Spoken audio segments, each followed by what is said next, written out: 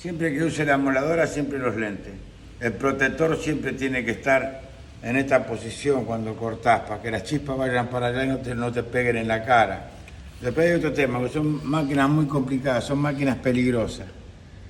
Por ejemplo, esta máquina tiene para que quede fijo. Nunca la usen fijo.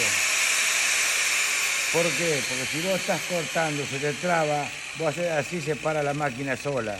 Si vos la usás fija, sigue funcionando y puede ser un desastre. Entonces, fija no. Fija, yo a veces la uso cuando corto con las dos manos en la morsa, entonces sí, la puedo usar fija.